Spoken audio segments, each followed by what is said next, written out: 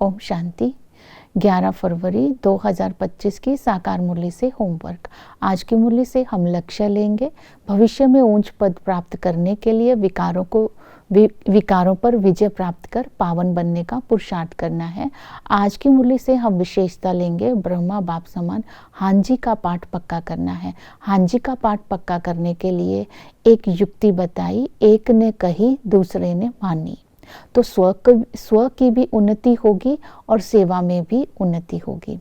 दूसरा है, अगर हांजी का पाठ पक्का करने के लिए पूर्वजों को, दादियों को फॉलो करना है, संकल्प और दृढ़ता के द्वारा संगठन को बना करके रखना है।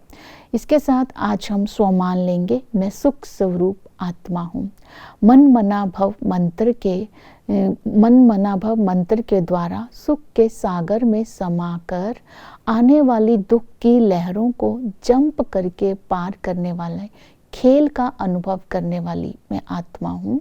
क्योंकि जो लहरें हैं वो उसमें लहराना भी सिखाया है बाबा ने, और जब हम लहरों में लहराएंगे तो दुख की लहर अंदर नहीं आएगी। जैसे नैया पानी के ऊपर होती है लेकिन पानी नैया के अंदर नहीं आता है, ऐसे दुख हमारे अंदर नहीं आएंगे क्योंकि आत्मा सुख स्वरूप है। तो इस युक्ति के द्वारा आज सारा दिन सुख के सागर में समाये रहना है। आज की मुरली से पुरुषार्थ करेंगे। पहला है धारणा। बाबा ने कहा कोई भी विकर्म नहीं करना है। दूसरी श्रीमत बाबा ने दी, झूठ बोलना नहीं है। अगर झूठ बोलते हैं तो अपना ही नुकसान करते हैं। बाबा ने कहा सब बातों से ममत्व मिटा देना है। कोई मरा तो फुरना नहीं रखना है, अर्थात ड्रामा के राज को बुद्धि में रखना है। तीसरा बाबा ने बोला कोई ऐसा विकर्म नहीं करना है जिससे दिल खाती रहे। इस श्रीमत को अटेंशन में रखना है। हर संकल्प की दृढ़ता को प्रैक्टिकल में लाएंगे तब बाबा ने कहा कि तुम सफलता प्राप्त करेंगे और प्रत्यक्षता ला पाएंगे। इस श्रीमत पर अटेंशन देते हुए आज इस नशे में रहना है कि हम सागर के बच्चे हैं। किसी भी प्रकार की तन की बीमारी और धन के ऊपर नीचे रहने की लहर आती है तो हम आत्माओं को टच नहीं कर सकती। हम सुख स्वरूप आत्मा है, इस स्मृति में रहेंगे। माया के संग से अपनी संभाल करनी है। जैसे माया किसी भी रूप में आती है, जैसे नोधा भक्ति भी करते हैं उसमें भी अल्पकाल का ही मनोकामना पूरी होती है। जो माया है संकल्पों के रूप में आती है। माया हमारे संस्कारों के रूप में आ सकती है, संग के रूप में आ सकती है, वातावरण के रूप में आ सकती है। जब हम ज्ञान युक्त होंगे तब हम माया के सूक्ष्म रूप को पहचान करके माया से बच जाएंगे। फिर बाबा ने कहा नॉलेजफुल बन के रहेंगे तभी माया जीत बनेंगे, क्योंकि बाबा ने हमें सृष्टि के आदि मध्य अंत का राज बता दिया है। ये ड्रामा के हम सब एक्टर हैं।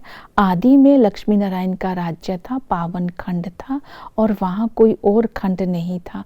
मध्य में रावण का राज्य होता है, उतरती कला होती है।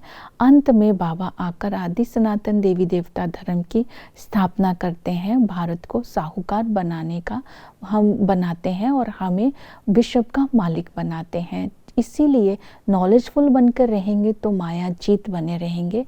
फिर बाबा ने कहा विकारों को जीतना है तो याद का बल चाहिए। बाप की याद में रह करके विकारों पर विजय प्राप्त करनी है।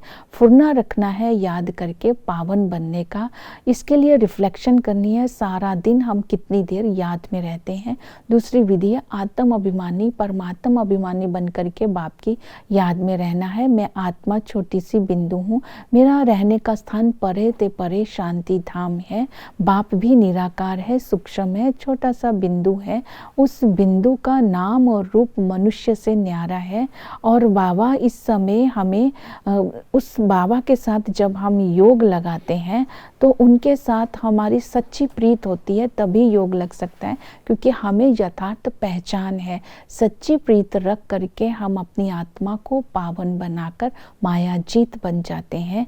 और दूसरा है संबंध हेवनली गॉड फादर के हम बच्चे हैं, तो हम स्वर्ग का मालिक का अधिकारी हैं। तो साथ साथ बाबा सावधानी भी देते हैं, अभी का पुरुषार्थ के होगा तो भविष्य में ऊंच पद पाएंगे, नहीं तो ये कल्प कल्प का पुरुषार्थ हो जाएगा। जितना पुरुषार्थ उतना पद। टीचर आकर के हमें ज्ञान सुनाते हैं, ब्रह्मा तन के आधार लेकर के ये पढ़ाई पढ़ाते हैं। ये पढ़ाई पढ़ाने वाला भी गुप्त है और पढ़ने वाले भी गुप्त हैं। इस पढ़ाई का जो एम ऑब्जेक्ट है नर से नारायण बनना है। तो ये अविनाशी ज्ञान रत्नों को धारण करके औरों को भी ज्ञान रत्नों का दान देना है, ऊंच पद प्राप्त करने का पुरुषार्थ करना है। और हमें सतगुरु आकर के जीवन मुक्ति देते हैं, इसलिए गायन है सेकंड में जीवन मुक्ति। सर्विस करके दूसरों का अविनाशी ज्ञान रत्नों से दान करके अपना भविष्य ऊंच बनाना है, परमात्मा का परिचय देना है कि परमात्मा मनुष्य जब गाते हैं तो ब्रह्मा देवता नमः, विष्णु देवता नमः, परमात्मा के लिए शिव के लिए शिव परमात्मा नमः कहते हैं। वो सर्वव्यापी नहीं है। मूल वतन, सूक्ष्म वतन, स्थूल वतन का अंतर भी बताना है। गुरु ब्रह्मा गुरु विष्णु कहते हैं, लेकिन गुरु केवल एक शिव बाबा है, गीता का भगवान दाता है। ओम शांति।